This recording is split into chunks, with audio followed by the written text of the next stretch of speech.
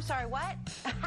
Americans check their phones more than 100 times a day, and that constant urgency is rewiring our brains. Dr. Emilio Justo, author of The Power of Pause, explains how we can help restore calm and clarity and help our kids do the same. I am so happy you're here. Thank you so very much, Teresa. It's a privilege to be here. There are very few more important topics, really, right now, because as you say in your book, most of us are picking up our phones 100 times a day and some way more.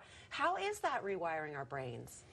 Well, when we pick up our phones so often, you know, it really releases friction, and you think, well, that's maybe a good thing. Yeah. But no, by releasing that friction, you're not allowing yourself a chance to pause, to have boredom, to recycle our mind. And keep in mind that most of what we get done in our lives, the creative aspects occur when we pause. I mean, think about it when we're taking a walk, when we're in the shower. That's when our mind, our prefrontal cortex, is really putting all the synapses together.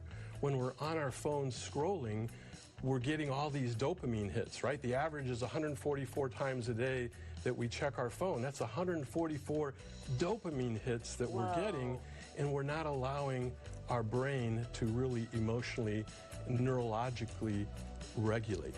Well, let me ask you this. If you think of those dopamine hits like a drug, do you need more and more to get that same high? In other words, do you have to check your phone 240 times to get the same amount of dopamine? I would argue that in many cases, especially in the youth of our society who are so stuck on social media, that they do get addicted to more and more and more. But then that's just counterproductive, because we really need to slow down and pause. And keep in mind that pause is not inactivity. Pause is not passive. Pause is intentional. And those people who pause really master the game and master life without exception, in my opinion. So you aren't talking about a 20-minute meditation. You're talking Absolutely about something not. We can all do any time of day, but it's intentional. So describe Correct. the pause that you describe in your book. Well, there are different ways of pausing, right? The pause can be simply waiting to check your phone. You know, you have the urge, wait 10 or 15 seconds to check the phone. What does that do? It starts slowly, when you repeat that, it starts slowly rewiring the brain, telling the brain that no, the phone isn't in control, but I'm in control of my impulses. But other examples of pauses is, for example, let's say you get a nasty email from your boss or something like that, right? So the urge... Kelly Lederman's always sending me those every day. Just kidding. You know, the urge is to respond right away because you're upset and you're emotional.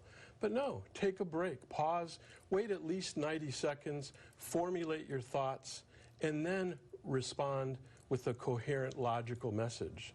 So pausing can take many, many different avenues, but again, I repeat that pausing is not a passive act. It's really an act of what I call executive leadership. Yes, there's that phrase, restraint of pen and tongue. So even if you're taking 90 seconds to press send, that's something you have to do. But I want to jump back, because when you said you feel the urge to check your phone, which all of us feel all day, in the car, at work, at all times, right? Because there's the addictive quality to the social media. You feel it, and you force yourself to wait 10 to 15 seconds. Correct. And in doing that, you're sort of like flexing a muscle in your brain? Absolutely, absolutely. Consistency is key, and it's those small incremental acts, those little behaviors, that when you do them over and over again, then you start rewiring your brain, and all of a sudden, next thing you know, it becomes just, you know, a common thing to do. You don't have to think about it.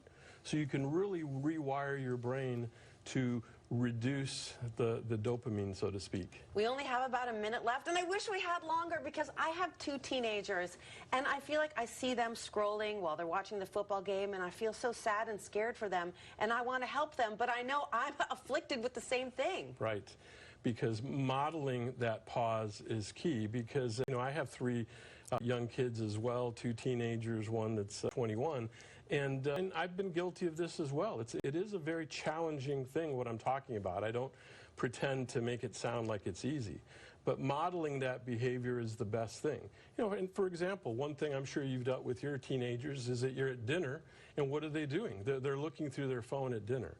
But, you know, having a rule where the phone is put away is a good discipline, and it's not for the sake of discipline, it's for the sake of teaching the children that intentional pause, being present in the moment, is more important than just those dopamine hits going on and on. This has been such an interesting and an important conversation. I'm so glad you wrote this book. No phones at dinner, okay? That's the first step. The Power of Pause is out now? Yes, Power of Pause, Mastering Delayed Gratification for Success, and it's available on any major retailer, Amazon and Walmart and Target and all of those. Thank you so much, Doctor. And of course, we'll put a link on our website, CW7AZ.com. Thank you so much. Thank you, Teresa. It's my pleasure.